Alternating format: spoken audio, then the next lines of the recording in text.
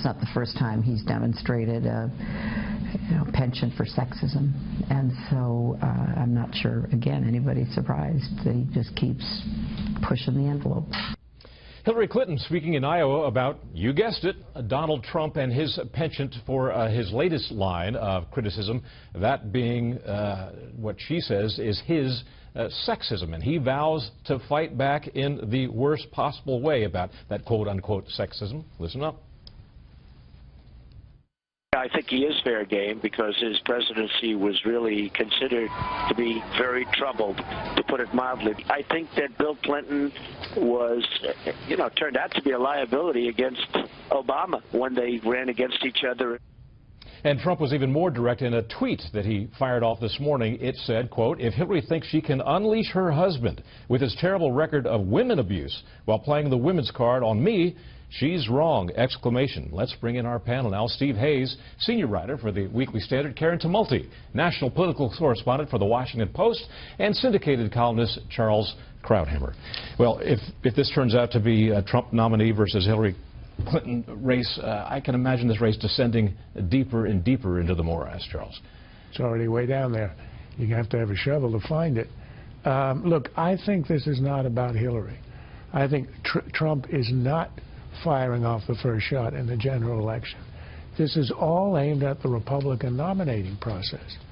By taking her on as the foil, he plays the presumptive Republican nominee.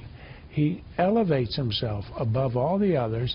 He's been shooting at all the others for 6 months. And now he says, I'm done. I've been able to knock them all down. I've got a 21-point lead, which he boasts about all the time. And now he's going to show that he's a man. In a way, it's to get the country prepared for him to be the standard bearer. This is a bold and risky proposition, a way to do this. But I think it works for him in the sense that it makes everyone else look small. No one is talking about anybody else. And in one sense, it says to the Republican electorate, we've talked about this, you've talked about this quietly. Rand Paul raised it at the beginning of his campaign, and then he backed off. I'm the only guy who will do this and who has sort of the moxie to go ahead and to do it and not be afraid. And I think this is all about him rising above the other candidates on the Republican side. It's not an engagement in a real general election campaign yet. He's using her as a foil, and I must say effectively. Karen, Charles said it's bold and risky, and indeed it's not without potentially adverse circumstances. Listen to what Mike Huckabee said this morning about this strategy. I think the Clintons have some vulnerability here that Trump is seizing upon. He's still popular with a lot of Americans.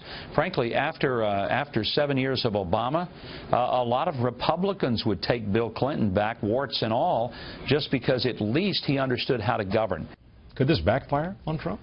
I don't see how it possibly could in a Republican primary. Not only is he raising himself above the others as the presumptive nominee, he is also addressing the single biggest fear that Republicans have about him, which is, that he couldn't take on Hillary Clinton in a general election. And beyond that, I think the comments today are sort of a bank shot, making a point he's been making all along about how there's been sort of a media double standard on how they cover one side versus how they cover the other.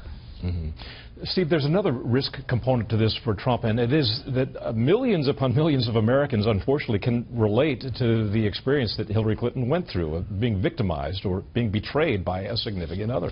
Yeah, I think if Karen is right that this is a window into how he would run against Hillary Clinton, it should be a warning to the Republican primary electorate, because this is, in my view, the most ineffective way to run against Hillary Clinton that one can possibly imagine.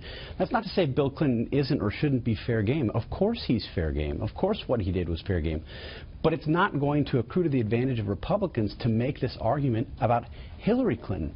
Remember, at the height of the Lewinsky scandal, her approval rating was 64%.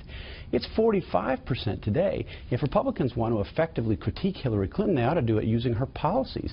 They ought to go and buy a copy of her book, Hard Choices, and send it to every voter in the country, where she boasts about being the architect of Obama's foreign policy in a world that we now see aflame. Clinton. That's the way to critique Hillary Clinton, not to do this where she can be sympathetic.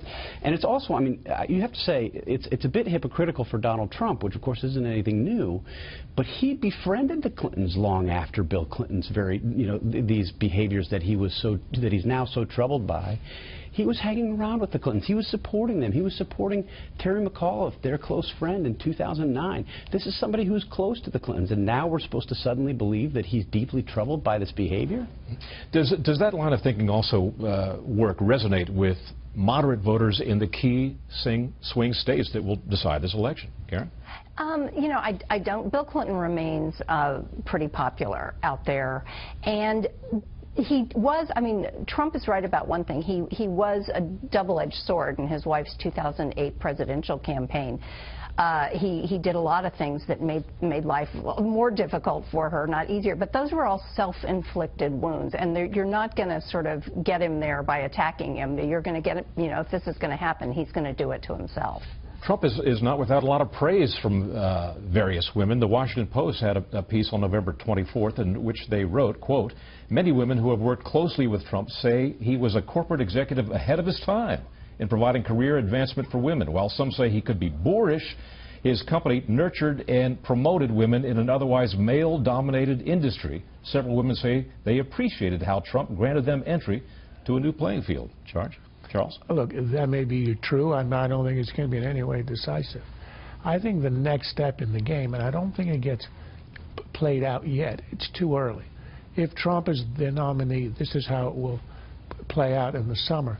The next step for Trump is to not be attacking Bill necessarily, but to either by implication or with him, it'll be direct, to attack her. Right now, she says, the new feminist dispensation is that if there's an accusation of rape, you have to believe the accuser. You don't want to victimize the victimized. That's what she says now. She's said it openly many times. At the same time, if you're a Trump and you want to attack her, what you say is, yes, but when it affected you and your husband, you were the one who went and either enabled or directly attacked the women involved. And that's where the attack lies. Everybody knows that. It's not happened yet, but that's the next step in the bout if it continues. And I think that's probably a little early for that. But that's where it goes. It's risky, yes. I think it's not going to help him with independents and the unaffiliated, but could work either way. I think there's a lot of hypocrisy involved here. But that's the essence of the attack. Next up,